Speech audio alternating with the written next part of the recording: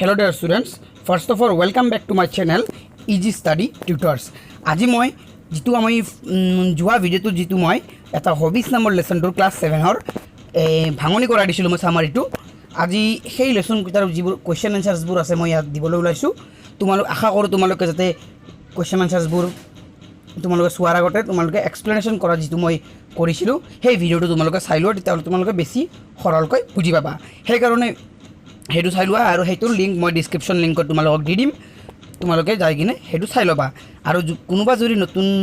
ইয়ালৈ আহিছা তেতিয়া হলে চেনেলটো সাবস্ক্ৰাইব কৰি দিবা আৰু আগলৈকেও সকলো ধৰণৰ তোমালোকৰ বিষয়ৰ কোৱেশ্চন আনসাৰবোৰ পাই থাকিব এতিয়া আমি বলক ভিডিওটো আৰম্ভ কৰো আৰু যোনে যোনে সাবস্ক্ৰাইব কৰা নাই প্লিজ সাবস্ক্ৰাইব কৰি দিবা বলা এতিয়া আমি ভিডিওটো আৰম্ভ কৰো হবিজ লেসনটোৰ এই কোৱেশ্চন আনসাৰছবোৰ ইয়াত মই দিছো ক্লাস 7 ৰ হয় আৰু তোমালোকে বুকখন উলাই চাই ল'বা মই এই যিবোৰ কোৱেশ্চনছ আছে সববোৰ এক্সাৰসাইজৰ পৰাই দিছো আৰু এতিয়া ফাৰ্স্ট কোৱেশ্চনটো দিছো what is a hobby hobby মানে কি মানে তোমালোকৰ ইচ্ছা বা তোমালোকৰ কাৰ্য মানে তোমালোকে ভাল পোৱা কি কামটো কি তাৰ মানে এটো মই অসমীয়া সংগঠনত কৈ দিছো তোমালোকক চোৱা activities which give us fun and joy are hobbies যিবোৰ কাৰ্যই আমাক মানে আনন্দ আৰু ফুৰ্তি দিয়ে সেইবোৰকে আমি হবিজ বুলি কওঁ অৰ আৰু কি বুলি কওঁ something that you do regularly যিবোৰ তোমালোকে ৰেগুলাৰলি কৰা মানে সদায় কৰা ফৰ প্লেজাৰ অকল আনন্দৰ কাৰণে ইন ইয়ৰ ফ্ৰী টাইম যেতিয়া তুমি ফ্ৰী থাকা সেই টাইমটো যদি তোমালোকে কৰা সেইবোৰক হবিজ বুলিয়ে কয় এইটো আছিল আমাৰ ফাৰ্স্ট কোৱেশ্চন সেকেন্ড কোৱেশ্চনত মই আনিছো এতে হোৱাট ডু হবিজ গিভছ আস হবিয়ে আমাক কি দিয়ে ইয়াতে এনসারটো আছে মানে hobbies gives us fun and joy fit and active আৰু হবিজ আমাক কি দিয়ে আমাক আনন্দ দিয়ে ফুৰ্তি দিয়ে আৰু আমি যাতে হবিজ মানে ফিট হৈ থাকো মানে আমি যাতে সুস্থ হৈ থাকো আৰু এক্টিভ থাকো মানে সকলো কাৰ্যৰ কাৰণে ৰেডি হৈ থাকো এটা হোৱাট ইজ ফিলেটলি মানে কি the collecting and study of stamps is called philately মানে স্টাম্প যিবোৰ আমাৰ এই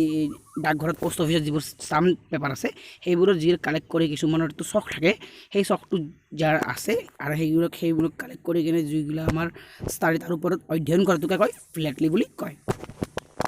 থাৰ্ড ডি নম্বৰ কুৱেশ্যনটো দিছোঁ মই ইয়াতে D number what is Irfan's hobby এই গোটেই ষ্টৰিটোত আমাৰ ইৰফান নামৰ এটা ল'ৰা থাকে সেইটোৰ হবিটো কি সুধিছে what does he like to do আৰু সি কি কৰি ভাল পায় সেইটো আমাক সুধিছে ফাৰ্ষ্টটো আছে আমাৰ Irfan's hobby is painting art ইৰফানৰ হবি হ'ল দৃশ্য আঁকা বা চিত্ৰ অংকন কৰা he like to paint sheet and landscape she কি ভাল পায় সি মানে বহি কিনে যিবোৰ আমাৰ বহি ফালে তোমাৰ যিবোৰ লেণ্ডস্কেপ আছে যিবোৰ যেনেকুৱা চিনাৰী প্ৰাকৃতিক দৃশ্য সেইবোৰ আঁকি সি ভাল পায় এইটো আছিল আমাৰ ডি নম্বৰ কুৱেশ্যনছ ই নম্বৰত দিছোঁ মই name a few indoor and outdoor hobbies মানে কি মানে ইনডোৰ মানে কি আভ্যন্তৰীণ আৰু আউটডোৰ মানে কি বাহ্যিক যিবোৰ চখ আছে তোমালোকৰ সেইবোৰ কি কি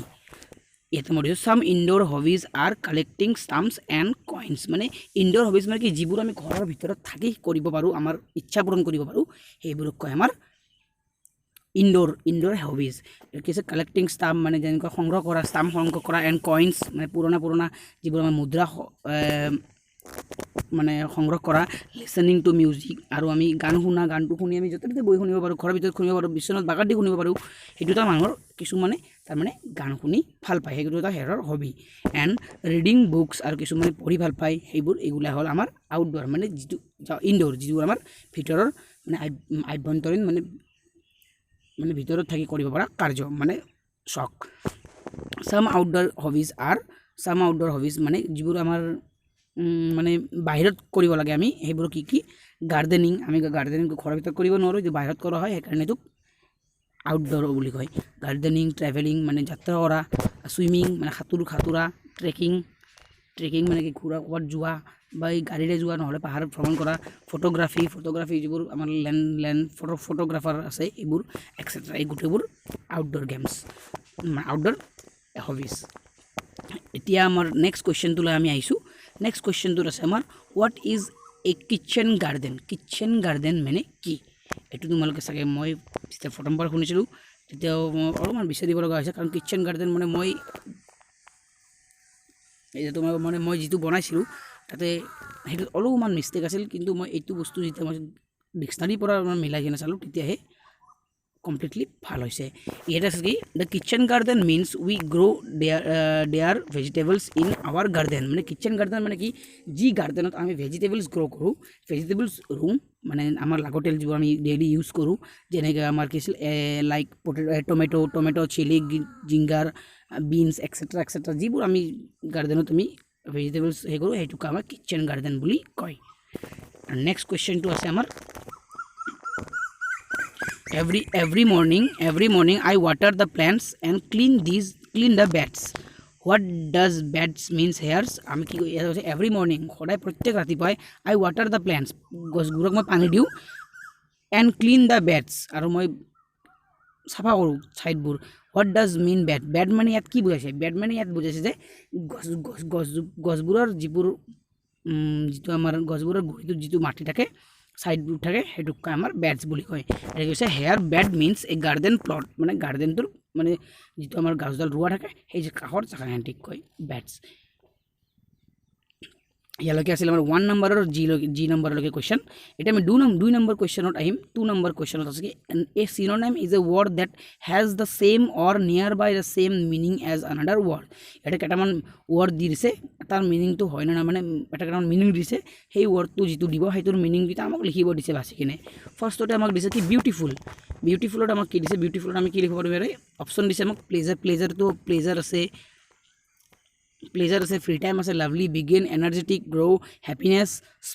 sporty, pretty, spare time, launch and evolve. আমি বিউটিফুলত লিখিম আমি লাভলি এণ্ড প্ৰিটি। লাভলি মানেও ধুনীয়া আৰু প্ৰিটি মানেও ধুনীয়া বুলি ক'ব পাৰি। জয় মানে আনন্দ আমাৰ, আৰু ইয়াতে জয়ৰ অপশ্যনটো হ'ব হেপিনেছ। আৰু এক্টিভ মানে হ'ল আমাৰ যিটো আমি পূৰা ৰেডি হৈ থাকোঁ মানে এনাৰ্জেটিক বুলি কয়। লেজাৰ কেতিয়া হয়? আমাৰ ফ্ৰী টাইমটো। ষ্টাৰ্ট মানে আমি কি ক'ব পাৰোঁ? Begin and